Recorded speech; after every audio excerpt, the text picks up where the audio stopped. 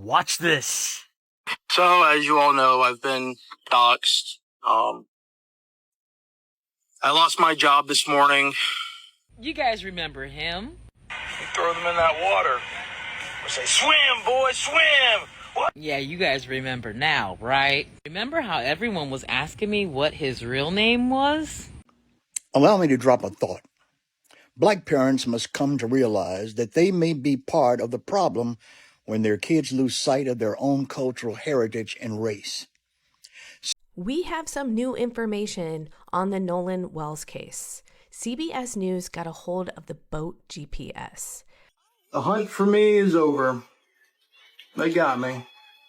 They know my name, my address, everything. You know, I knew it was going to happen.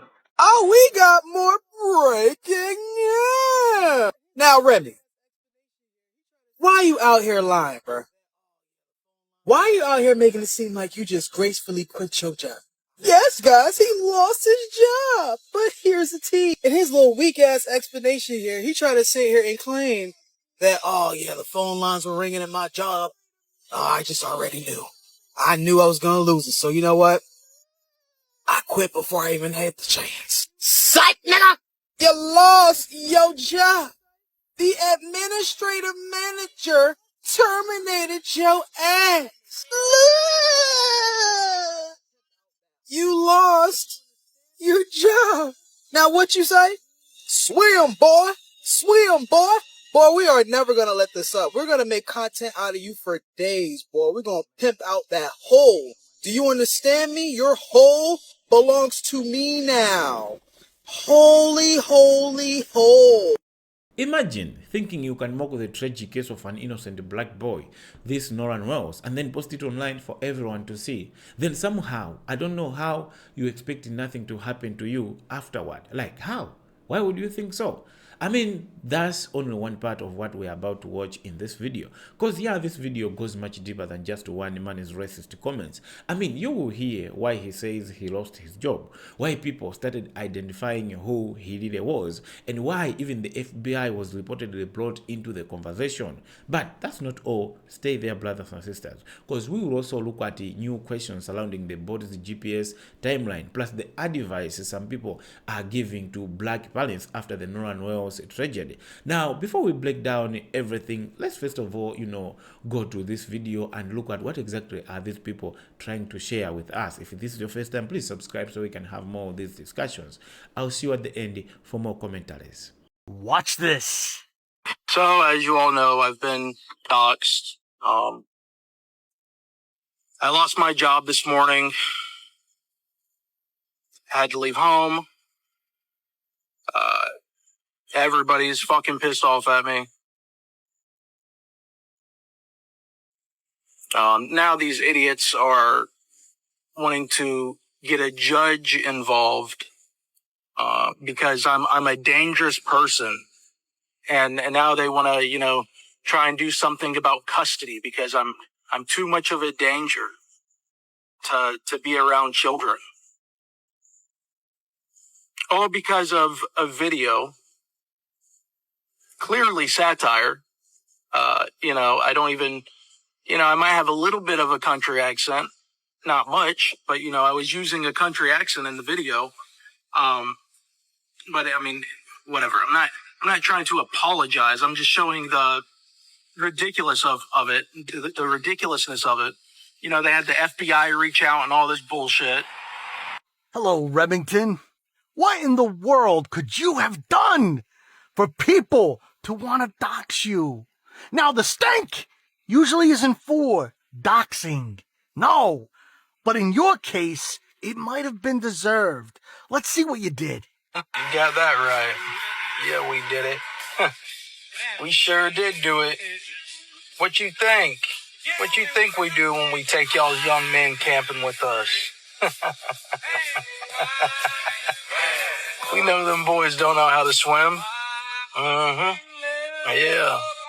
We throw them in that water. We say, swim, boy, swim. Woo!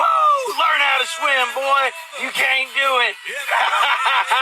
You can't do it, boy. Y'all ain't ever gonna learn how to swim. Oh, That's why you were doxxed, Remington, because you were talking about Nolan Wells. What happened to this young man you found funny? So you made videos about him, and you thought it was a good idea to do that. Nolan Wells was the young man that went to that island with his 3 white friends on the boat. The only thing is, the boat came back with the 3 white men with no Nolan Wells. And this guy, Remington, thought it was funny. Now, he erased his original screen name, but it didn't erase the @. Let's read it together. @Mr. Hate 880. I find those 8 8s pretty interesting there, Remington.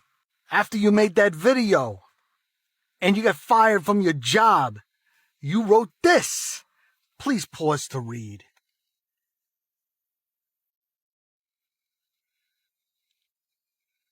Racism is expensive, isn't it, Remington?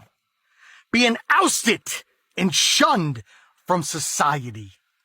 Coming across my For You page, Remington, with a story like this is not a good thing. Because here in Stink Nation, I believe it's very important to show what happens when you jump online and do crazy, ignorant, racist stuff like that. There is consequences, and people should see those consequences. We have a saying here in Stink Nation: never forgive and never forget what you people have done. Guys, tell me what you think about this in the comments. And if you haven't followed me yet, please do. Have a day! Meanwhile, in MAGA news, Yeah, they did it. Them boys did it. This is a damn tradition for us. Yeah, this is a tradition. We take you boys out in the woods, and we throw you in the swamp. We throw you in the creek. We throw you in the springs and rivers. Yeah, we throw you in them oceans. Y'all can't do a damn thing. A few moments later. And then the FBI reached out to somebody related to me. I don't know why they didn't reach out to me. I don't know why they haven't come talk to me. But they asked them if I had anything to do with the what's his fucking name? Nolan. The Nolan Wells situation, because of the video of me mocking these idiots, retardation, saying those boys did it. And I guess I said, we did it, but clearly I meant we as in, these people, this skin tone people. And yeah, like somebody in the comments said, clearly these morons do not understand satire. Remington doesn't get why this is happening to him. Sure, I said we, and we do this, and yeah, those boys did it. We're referring to an open investigation, but it's just satire. It's not my fault. It's you guys' fault that don't get my sense of humor. Yeah, I said white people need to wake up because there's this impending doom and the world is falling and somebody's taking the world from us. But why would the FBI reach out to me? Yet I'm smarter than black folks, but I would get up here and openly declare my racism and almost say I've done the same thing of taking people's lives. But it's just satire. You guys remember him? You throw them in that water. Or say, swim, boy, swim! What? Yeah, you guys remember now, right? Remember how everyone was asking me what his real name was? I know everyone wanted to know where he was. Jacksonville, Florida. Remington, since you decided to put my face on your white supremacy page, I think we should call it even, shouldn't we? Because I saw you put my video up on your account, sir. So now, we're even, aren't we? There's just certain things you don't do, you know? Like you don't put a black girl's face on your white supremacy page. That's something you just don't do. Because I didn't put your name out there. Now, did I? Since we're playing that game, looks like both of us are playing that game. Have the day you deserve, sir. Remy boys! Remy, you looking a little pale there, boy. I said you looking a little pale there, boy. You all shook up, boy. The hunt for me is over. They got me. They know my name, my address, everything. You know, I knew it was gonna happen. Chimpity doo dah, chimpity yay. My oh my, what a wonderful day. Chimpity doo dah, chimpity yay. When the lion's den is savagely mauling the criminals and the shameless humans for being child abusers. Hello, Patrick Chimpity Jr. Acknowledge your king, EBT boy, and stand and salute. Somebody's got to be here to keep the bargain dogs on a leash.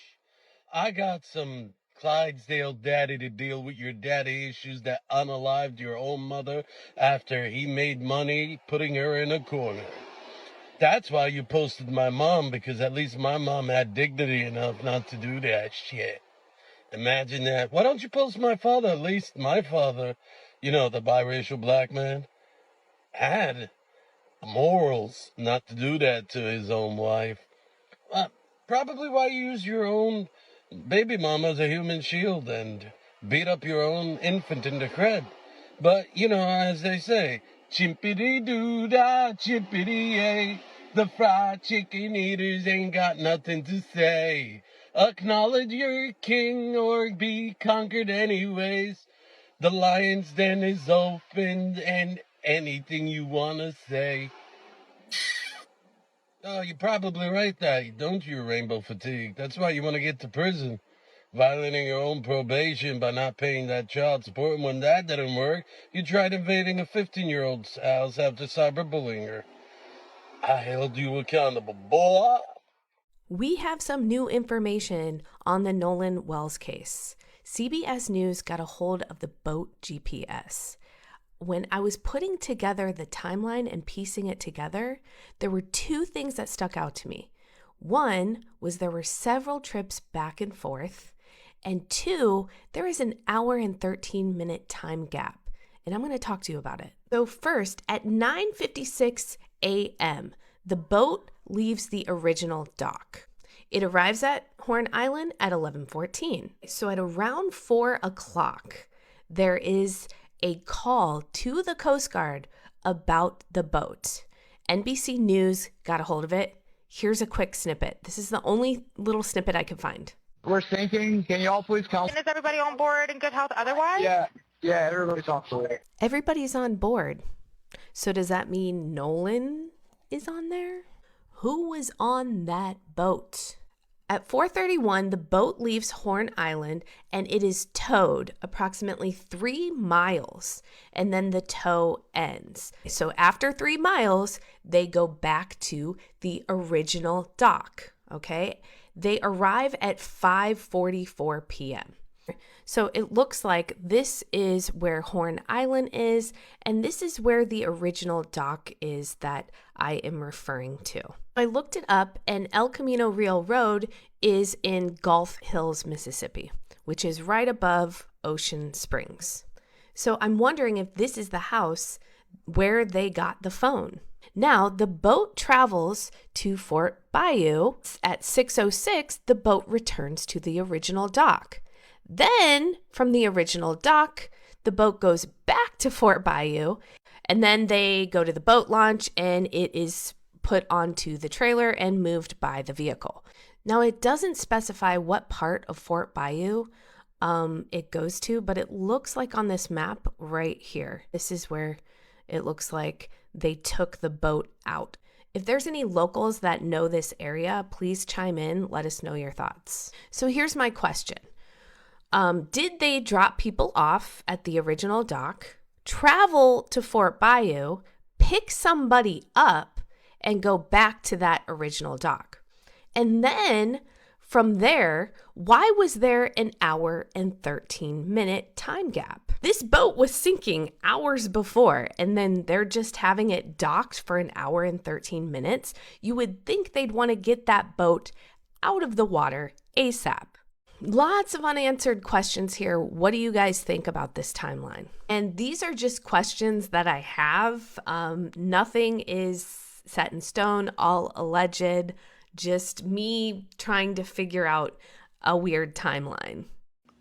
Allow me to drop a thought. Black parents must come to realize that they may be part of the problem when their kids lose sight of their own cultural heritage and race. Some black parents love the idea of their black kid being the only black kid in a white group. They somehow believe that it's progress and indications of great success when they can claim mostly white friends. There is an inherent danger when our kids grow up with this illusion of inclusion. Now take, for instance, the Nolan Wells case. It should be a warning shot to all black parents. Stop patting yourself on the back just because you've escaped your own people. At some point, you will realize that all you might have one day are your own people. We have been taught and programmed to not think well of our own race. Therefore, we associate everything good with being white. Now, without any chastisement of the Wells parents, I truly believe that they will search their own souls and parenting styles in regard to their tragic loss. Isolation is isolation. We could not afford to allow our children to isolate themselves in groups that lack other members of their own race. Example, there is a photo of Nolan Wells during his vacation trip in the water with nothing but white people around him, surrounded by nothing but white people. Now, why didn't he see this as possibly a dangerous situation or at least simply unsafe? It's because he was not aware of what's called race predicament. Most black people know to be uncomfortable in situations when you're in that kind of situation. I'm reminded of the movie Get Out. You remember the movie Get Out, don't you? While we want to get along and love all of God's children, at the same time, we've got to come to the realization that everybody does not like us. Everyone does not love us. There are people out there who hate us just for the color of our skin. Black people cannot lower their guard and be so trusting in potentially challenging situations. We must maintain what I call a hermeneutics of suspicion. What does this mean, Atkins? It means we must consider any and all possible situations as maybe threatening and not safe for us. It appears that Nolan Wells was too trusting of his so-called friends, and I truly believe that truth will eventually come out, and when it does, we'll find out that racism is in the mix of everything bad that happened to this young man. Welcome back, brothers and sisters. Now, let's talk about it. Remember, we are saying when you choose to mock a grieving black family and turn a tragedy into entertainment, just because you have a racist heart, you just want to judge every case based on, skin color. Don't be surprised when people hold you accountable. Don't be surprised when it backfires. Don't get surprised when karma hits you really hard. I mean, the world does not, reward racism. It comes with consequences that can affect your reputation, your future, your career, and the way people see you every other time. That's one of the biggest takeaways from everything we have watched today. But yeah, brothers and sisters, beyond that, this video also raises, several important themes that deserve our attention, that deserves, closer look. What exactly are these? If you have found some value in this video, please give it a like. I'll appreciate. But now let's go to the themes that, these people are trying to share. Theme number one, accountability for public actions. What is it? Let's talk about it. Now, what somebody posts online can have, real world consequences. It's not that once you post, then it ends with likes, with comments, with shares, and all that. No, it has real world consequences. Now, whether people will agree with that or they may not agree with that reaction, but the reality is that words really matter. What you speak really matter. Okay, what you say really matter. Once something is shared publicly, like it's posted wherever, you use it to be published to get more people, it can spread far beyond the audience it was originally intended for. You may have done this just to talk to your racist audience, because maybe since you are racist and you talk more of racist comments, racist content, basically most of the people who can follow you are the ones who entertain that kind of racist behavior. But don't think when you are doing that, you are only posting it for these people. No, these people will reshare it to people who cannot entertain that nonsense. So the discussion in this video reminds us that making right of painful situation involving another community, like to make it look like it's not that tough, it's not that hard, just make it light, can have serious personal and professional consequences. Look, somebody has lost the job. I mean, respect still matters, especially when families are grieving. Okay, whether they are grieving or they are not, still respect matters. When you give people respect, that respect will come back to you. People will respect you back. Now, theme number 2, the search for truth. People are trying to look out for truth. Now, in the video, this is like the major theme, okay? Like they continue the search for answers in the Nolan Wells case. It happened some weeks ago, like a week ago, some days ago, but people are looking for, what exactly happened. The discussion about the reported GPS timeline, the movements of, the boat, all those things are, the efforts people are trying to get to connect the dots, like what exactly happened. There are more unanswered questions, and that shows that many people are still looking for clarity. They're still looking for, what exactly happened, like the answer.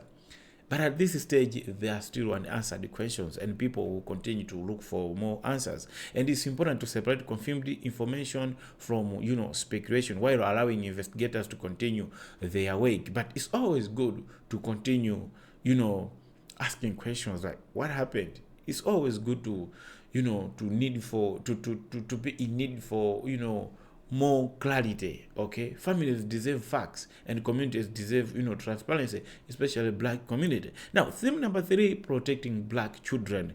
What about it? Let's talk about it. Now, in the video, several speakers used this case as to encourage black parents to have honest conversations with their children, their kids, about personal safety as kids, as black kids, awareness, and making wise decisions in every environment. Now, people may have different opinions about how these conversations should be, should happen, but the shared concern is protecting young black lives.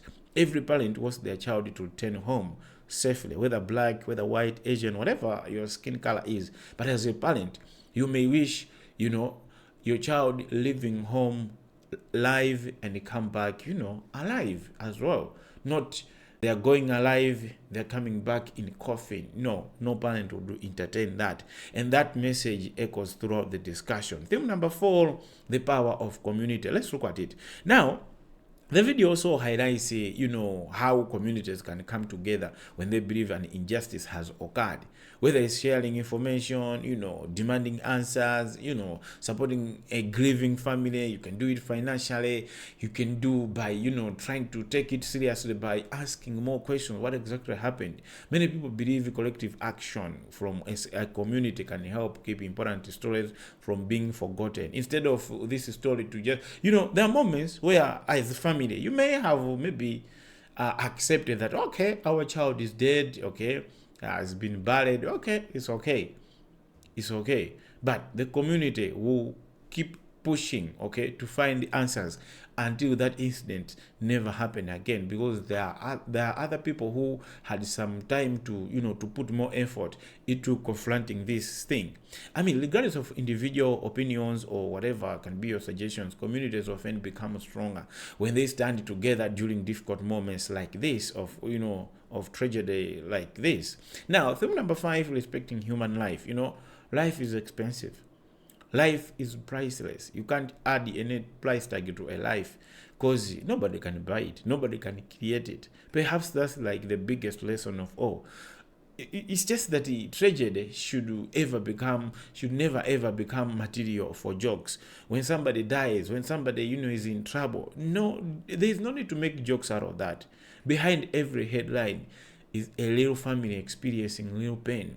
is a little family losing their beloved person, regardless of race. Every human life deserves some sort of dignity, some sort of, fairness, some sort of, respect. And every grieving family deserves compassion, regardless of their skin color, okay, their community, regardless of that. So when somebody, chooses mockery instead of like empathy, they should not be surprised when, many people come and reject that behavior, when many people like send more karma to that person, like when it backfires. Kindness costs nothing. To be kind, you lose nothing. Okay? You actually win kindness. When you are kind to other people, that kindness will find a way to come back to you. There will be a moment where you need somebody to be kind to you. But cruelty, when you want to be harsh to other people, it can end up, costing far more than, like ever imagined. Now, I would love to hear from you, brothers and sisters. Which of these themes stood out to you the most? What message, okay? What message, stood out to you the most? Which message do you think should be like the takeaway from everything else discussed in this video?